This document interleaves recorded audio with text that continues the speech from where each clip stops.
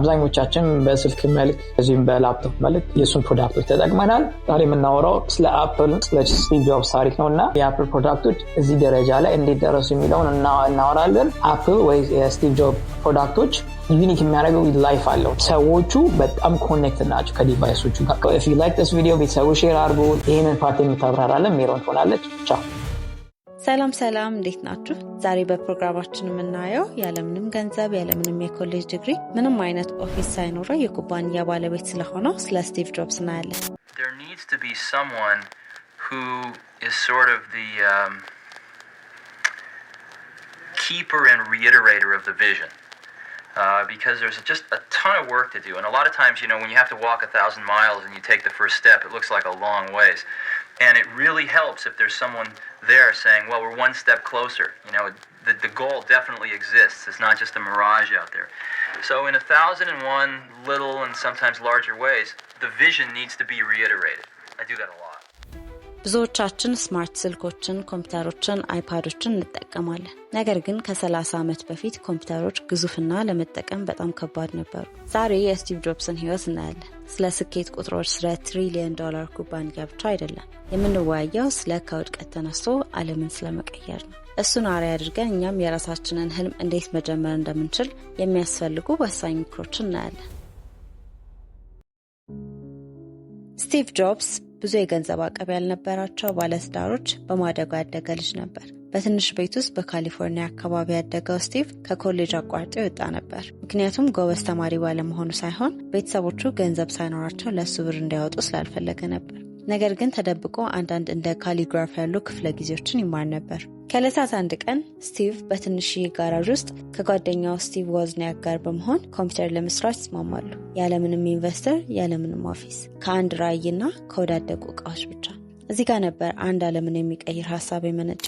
ታዲያ የስቲቭ ጆብስ ጓደኛ ዎዝኒያክ ለራሱ የሚሆን ትንሽዬ ኮምፒውተር ይፈጥራል። ይህን ጊዜ ስቲቭ ጆብስ ለምን እነዚህ ኮምፒውተሮች በመሸጥ ሁሉም ቤት እንዲኖር እናደርግም የሚል ሀሳብ ያመጣለት። ከዛም በሀሳቡ በመስማማት ለመስራት ይወስናሉ።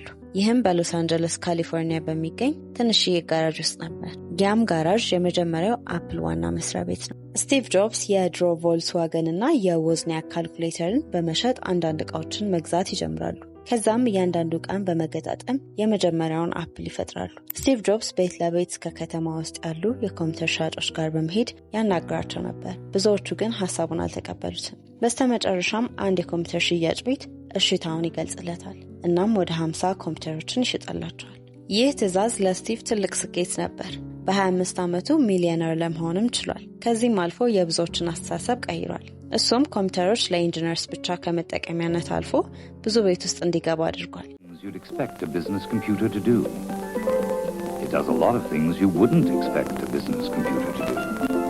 And it does some things no other business computer has ever done before. Of course, to do all this, you will have to learn to do this. Macintosh from Apple. ስቲቭ በመሃል ከመሰረተው ድርጅት ተባሮ ወጥቶ ነበር። ነገር ግን ስቲቭ ተስፋ አልቆረጠም። እንዲሁም የራሱን ኔክስት የሚል ድርጅት መስርቷል። ፒክሳር የሚል ስያሜ ያለውም ትንሽ የአኒሜሽን ስቱዲዮም ገዝቶ ነበር። አፕል ኩባንያ ወደ ውድቀት ሲሄድ ግን ስቲቭ ወደ ቦታው መልሰውት ነበር። ወደ አፕል ከተቀላቀለ በኋላም እንደ አይፎን፣ አይፓድ ያሉ ቴክኖሎጂዎችን ፈጥሯል።